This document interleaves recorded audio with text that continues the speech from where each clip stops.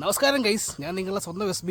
അപ്പോൾ ഇന്നത്തെ എൻ്റെ വീഡിയോ ഒരു വണ്ടി എടുക്കണമെന്നുണ്ടെങ്കിൽ ലോൺ കിട്ടണമെങ്കിൽ എന്തൊക്കെയാണ് പ്രൊസീജിയർ, എന്തൊക്കെ ഡോക്യുമെൻറ്റ്സ് വേണം, എന്തൊക്കെ കണ്ടീഷൻ സാറ്റിസ്ഫൈ ചെയ്യണം എന്നതിനെക്കുറിച്ചാണ്.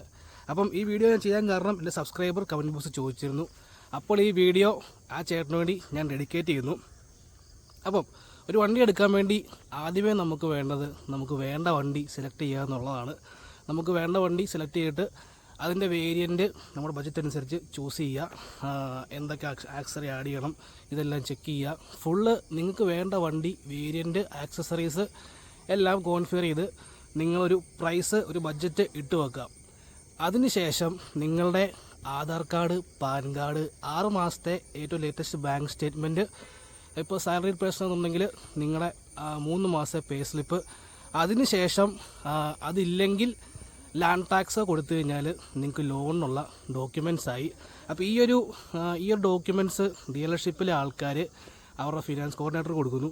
ഈ ഫിനാൻസ് കോർഡിനേറ്റർ എന്ത് ചെയ്യുന്നു വെച്ച് കഴിഞ്ഞാൽ ഇത് പല ബാങ്കുമായിട്ട് ചെക്ക് ചെയ്യും. അത് നാഷണലൈസ്ഡ് ബാങ്ക് നോക്കും, അത് കഴിഞ്ഞാൽ പ്രൈവറ്റ് ബാങ്ക് നോക്കും. ഇപ്പോൾ നാഷണലൈസ്ഡ് ബാങ്ക് ആണെങ്കിൽ എന്താ ഗുണം എന്ന് വെച്ച് കഴിഞ്ഞാൽ നാഷണലൈസ്ഡ് ബാങ്ക് ഇൻട്രസ്റ്റ് എപ്പോഴും കുറവായിരിക്കും. ഒരു 7 to 9% എല്ലാ കേസിലും വരാറുള്ളൂ. പ്രൈവറ്റ് ബാങ്ക് ആണെന്നുണ്ടെങ്കിൽ ഇത് 1-2 അങ്ങേയറ്റം പോയാൽ 3% അങ്ങോട്ടോ ഇങ്ങോട്ടോ കുറയാം. അപ്പം ഈ ഇൻട്രസ്റ്റ് വരുന്ന കാര്യങ്ങൾ എല്ലാം നാഷണലൈസ്ഡ് ബാങ്കിൽ അപ്രൂവ് ആകുന്നതും പ്രൈവറ്റ് ബാങ്കിൽ അപ്രൂവ് ആകുന്നതും എല്ലാം നിങ്ങളുടെ സിബിൽ സ്കോറിനെ അനുസരിച്ചായിരിക്കും. ഇപ്പോൾ എൻ്റെ കേസിൽ എനിക്കങ്ങനെ ഒരു ഇഷ്യൂ ഇല്ലായിരുന്നു, എനിക്ക് സിബിൽ അത്യാവശ്യം ഉണ്ടായിരുന്നു ഗൈസ്. അപ്പോൾ അതുകൊണ്ട് എനിക്ക് നാഷണലൈസ്ഡ് ബാങ്കിൽ തന്നെ അപ്രൂവ് ആയി. എൻ്റെ ഇൻട്രസ്റ്റ് റേറ്റ് ഏകദേശം 7 ആണ്. അത് ബാങ്ക് ഓഫ് ബറോഡയാണ് ചെയ്തേക്കുന്നത്, എടുത്ത് പറയുവാണ്. അപ്പോൾ നിങ്ങളുടെ സിബിൽ മറ്റുള്ള കാര്യങ്ങളൊക്കെ നോക്കി വെച്ചാണ് ഇൻട്രസ്റ്റ് റേറ്റും ഏത് ബാങ്കാണ് ചെയ്യുന്നതെന്നുള്ള കാര്യങ്ങൾ അപ്രൂവ് ആകുന്നത്.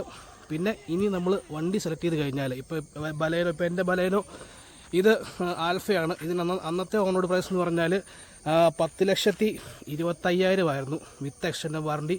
ഇപ്പോൾ റേറ്റ് കൂടിയിട്ട് 10,30 to 10,35 ഉണ്ട്. അപ്പം ഞാൻ ഡൗൺ പേയ്മെൻറ്റ് അടിച്ചത് 1.25 ലക്ഷം രൂപയായിരുന്നു, അതായത് വണ്ടി വിലയിലേക്ക്. അപ്പോൾ എനിക്ക് ബാങ്കിൽ നിന്ന് 9 lakhs ലോൺ അപ്രൂവ് ആയി. അത് എൻ്റെ സിബിലും മറ്റുള്ള കാര്യങ്ങളും എല്ലാം വെച്ചിട്ടാണ്. അപ്പോൾ നിങ്ങൾക്ക് അത്ര എമൗണ്ട് അപ്രൂവ് ആകുമെന്ന് എനിക്കറിയത്തില്ല. മാക്സിമം 90 to 95% വരെ ഒരു പേഴ്സൺ അപ്രൂവ് ആക്കാം എന്നാണ് ആ സമയത്ത് എനിക്കറിയാൻ സാധിച്ചത്. അപ്പോൾ നിങ്ങൾക്ക് സിബിൽ കുറവാണെന്നുണ്ടെങ്കിൽ ചിലപ്പോൾ ഒരു 70-80 കുറയുള്ളൂ, കിട്ടുള്ളൂ, പേഴ്സൻറ്റ് കിട്ടുള്ളൂ. സിബിൽ വന്നിട്ടുണ്ടെങ്കിൽ 90 to 95 കിട്ടും.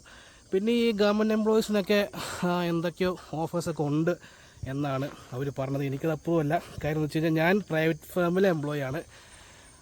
അപ്പോൾ അങ്ങനെ അതനുസരിച്ച് നിങ്ങൾക്ക് ഡൗൺ പേയ്മെൻറ്റ് അടയ്ക്കേണ്ടി വരും. ഇപ്പോൾ എൻ്റെ കേസിൽ ഈ വണ്ടിക്ക് 10.25 ആയിരുന്നു. അതിൽ 9 lakhs ലോണും 1.25 ഞാൻ അടച്ചു. പിന്നെ ആക്സറീസിൻ്റെ എക്സ്ട്രാ ഇപ്പോഴത്തെ കേസ് എന്ന് പറഞ്ഞാൽ 10.30 to 35 lakhs ആണ് ഇതിൻ്റെ on road price with extend warranty. അപ്പോൾ അതിനകത്തൊരു 9 lakhs 90% ആണെങ്കിൽ കിട്ടും. ബാക്കി ഡൗൺ പേയ്മെൻറ്റ് കൊടുക്കേണ്ടി വരും. ഇപ്പോൾ എനിക്ക് എൻ്റെ കേസിൽ വെച്ച് കഴിഞ്ഞാൽ എനിക്ക് EMI എന്ന് പറഞ്ഞു കഴിഞ്ഞാൽ പെർ ലാക്സിന് 1,800 രൂപ വെച്ചായിരുന്നു. അപ്പോൾ 14,000 അടുത്ത് പേയ്മെൻറ്റ് വരുന്നുണ്ട് ഈ വണ്ടിക്ക് പെർ മന്ത് 7 വർഷത്തേക്ക്.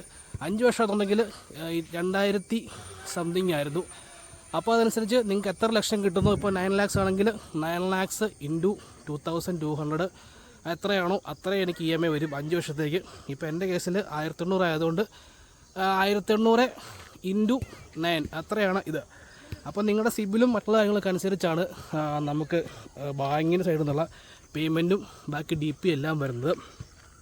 അപ്പം എനിക്ക് 13,000 EMI വരുന്നുണ്ട് ഇപ്പോൾ ഈ വണ്ടിക്ക്. അതിനകത്ത് ഇപ്പം റൈറ്റ് നൗ ആണെന്നുണ്ടെങ്കിൽ കുറച്ചും കൂടെ ഒരു 500-600 അങ്ങോട്ടോ ഇങ്ങോട്ടോ കൂടെ കുറയുകയൊക്കെ ചെയ്യാം. അത് നിങ്ങളുടെ കൊടുക്കുന്ന ഡൗൺ പേയ്മെൻറ്റ് പോലെ. അപ്പം നിങ്ങൾക്ക് ഈ 1 lakh തന്നെ കൊടുക്കണമെന്നില്ല, കൂടുതൽ അടയ്ക്കാൻ പറ്റുന്നെങ്കിൽ ആണ് ഏറ്റവും നല്ലത്. എത്രയും പെട്ടെന്ന് ലോൺ ക്ലോസ് ചെയ്യാൻ വേണ്ടിയൊക്കെ ശ്രദ്ധിക്കുക. അപ്പോൾ അങ്ങനെയാണ് അതിൻ്റെ കാര്യങ്ങൾ. അപ്പം ബ്രോയ്ക്ക് വണ്ടി വേണമെന്നുണ്ടെങ്കിൽ ഇപ്പോൾ സിഗ്മ ആണെങ്കിൽ സിഗ്മ, ഡെൽറ്റ ആണെങ്കിൽ ഡെൽറ്റ, സീറ്റ ആണെങ്കിൽ സീറ്റ, ആൽഫ ആണെങ്കിൽ ആൽഫ, അതിൻ്റെ ഒരു കൊട്ടേഷൻ എടുത്തിട്ട് ബ്രോയുടെ നമ്മൾ ഡോക്യുമെൻറ്റ്സൊക്കെ സബ്മിറ്റ് ചെയ്യുക. അപ്പോൾ അവർ സിബിലൊക്കെ നോക്കി വെച്ച് എത്ര രൂപ ബാങ്ക് ഫണ്ട് ചെയ്യും, എത്ര നമ്മൾ കൊടുക്കേണ്ടി വരും എന്ന് പറയും. അപ്പോൾ ഞാൻ പറഞ്ഞുള്ള എനിക്ക് 1,25,000 ആയിരുന്നു. അപ്പോൾ ബ്രോയ്ക്ക് ചിലപ്പോൾ സിബിലുണ്ടെങ്കിൽ എന്നെക്കാളും കുറച്ച് കൊടുത്താൽ മതിയായിരിക്കും. സിബിൽ കുറവാണെങ്കിൽ ചിലപ്പോൾ കൂടുതൽ വരുമായിരിക്കും. അപ്പോൾ ഈ പറഞ്ഞ എൻ്റെ EMI ഫിക്സഡ് ആണെന്ന് വെച്ചാൽ ഫിക്സഡ് അല്ല, നിങ്ങളുടെ സിബിലും മറ്റ് കാര്യങ്ങളും അനുസരിച്ചായിരിക്കും EMI എല്ലാം വരുന്നത്.